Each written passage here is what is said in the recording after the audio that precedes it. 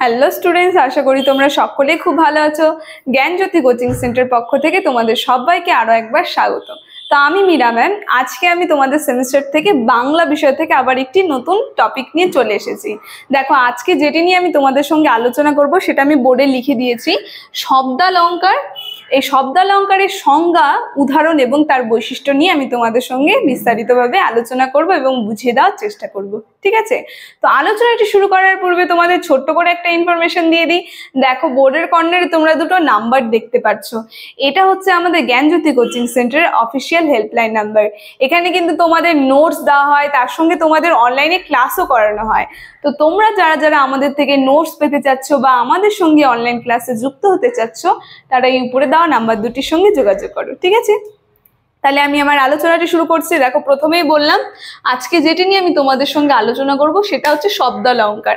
দেখো, এই শব্দালঙ্কারের মধ্যে সংজ্ঞাটা কিন্তু আমি এখানে খালি সংজ্ঞা লিখেছি, সম্পূর্ণ সংজ্ঞাটা আমি এখানে লিখে দিইনি। সম্পূর্ণ সংজ্ঞাটা আমি তোমাদেরকে মুখে বলবো, তোমরা একটু খাতা আর পেন বের করে সেই সংজ্ঞাটা লিখে নেবে। ঠিক আছে, দেখো, সংজ্ঞাটা শুরু করার আগে তোমাদেরকে একটা লাইনে যদি বলি শব্দালঙ্কারটা আসলে কি, সেই শব্দালঙ্কারটা যাবে যে কাব্যের যে ধ্বনিগত মাধুর্য, সেই মাধুর্যের নামই হলো শব্দালঙ্কার। মানে এক একটা শব্দ দিয়ে ধ্বনি হয়, সেই ধ্বনির যে সৌন্দর্য, সেই সৌন্দর্যটাই কিন্তু চলে যাচ্ছে এই শব্দালঙ্কারের মধ্যে। ঠিক আছে, তো সংজ্ঞাটা তোমরা যেটা লিখবে সেটা লেখা শুরু করো। তোমরা প্রথমে সংজ্ঞা লেখো এবং সেই সংজ্ঞার মধ্যে যেটা হবে সেটা হচ্ছে যে অলঙ্কার ধ্বনি সৌন্দর্যের বর্ধন করে এবং যা শ্রুতি সৈকত বিষয়ক, তাকেই বলা হয় শব্দালঙ্কার।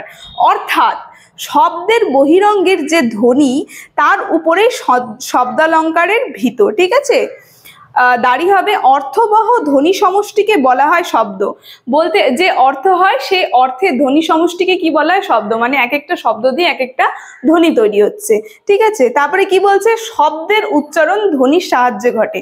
শব্দের উচ্চারণ কি হয়? সেই ধ্বনির সাহায্যেই ঘটে। আমরা এই যে এক একটা ধ্বনি বলছি, এক একটা সুর বলছি, ধ্বনি দিচ্ছি, সেই ধ্বনির সাহায্যে কিন্তু শব্দের উচ্চারণ হয়। ঠিক আছে, সেটাই বলছে সেই ধ্বনিকে কেন্দ্র করে থাকে যেই অলঙ্কার, তাকেই বলা হয় শব্দালঙ্কার। এবং সেই ধ্বনিকে কেন্দ্র করে যে অলঙ্কার থাকে, সেই অলঙ্কারই কিন্তু চলে যায় এই শব্দালঙ্কারের মধ্যে। ঠিক আছে, তো দেখো, এই শব্দালঙ্কারটা কি, সংজ্ঞাটা আশা করি আমি তোমাদের বোঝাতে পেরেছি। এখন আমরা একটু উদাহরণটা দেখে নিই, তাহলে আরেকটু ভালোভাবে বুঝতে পারবো।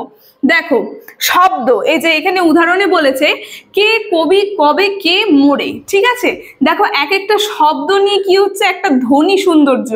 কে কবে, কে কবি কবে কে, এই যে ক, চার জায়গায় দেখো কটা কিন্তু ক শব্দটা উচ্চারণ হলো, মানে ধ্বনি মাধুর্যের জন্য। এটাই চলে গেল শব্দালঙ্কারের উদাহরণের মধ্যে। ঠিক আছে, দেখো, এই শব্দালঙ্কার উদাহরণটা হয়ে গেল। এখন আমরা একটু বৈশিষ্ট্যটা দেখে নিই। শব্দালঙ্কারের বৈশিষ্ট্যটা আসলে কি? দেখো, শব্দালঙ্কার যেটা আছে, সেই শব্দের ধ্বনি গঠন রূপটাই প্রধান। শব্দের যে ধ্বনি গঠন যে আছে, মানে ধ্বনি বলতে সুর, সেই সুরের রূপটাই কিন্তু প্রধান। মানে কে কোথায় কখন কি বসছে সেটা দেখবে না শব্দটা, সেই শব্দর যে ধ্বনিটা সেটাই কিন্তু প্রধান। ঠিক আছে, তারপরে বলেছে অর্থময় দিকটা বিশেষ বিবেচ্য নয়। মানে এর অর্থটা কি দাঁড়াচ্ছে সেটা বিশেষ বিবেচ্য নয়, সেটা নিয়ে বেশি গুরুত্ব দেওয়া হয় না, কিন্তু ধ্বনিটা যে, সেই ধ্বনিটাই কিন্তু প্রধানে চলে যায়। এর জন্য শব্দালঙ্কারের শব্দ বা ধ্বনি পরিবর্তন একদম অচল। মানে শব্দালঙ্কারের মধ্যে শব্দ বা ধ্বনির পরিবর্তন কি একদম অচল। ঠিক আছে, এবার 2 নম্বর বৈশিষ্ট্যতে আমি যেটা লিখেছি, দেখো, শব্দালঙ্কারের মধ্যে অনুপ্রাস, যমক, বক্রোক্তি, শ্লেষ এবং পুনরুক্ত পদাভ্যাসই প্রধান। তো শব্দালঙ্কারের মধ্যে কি কি প্রধান চলে গেল?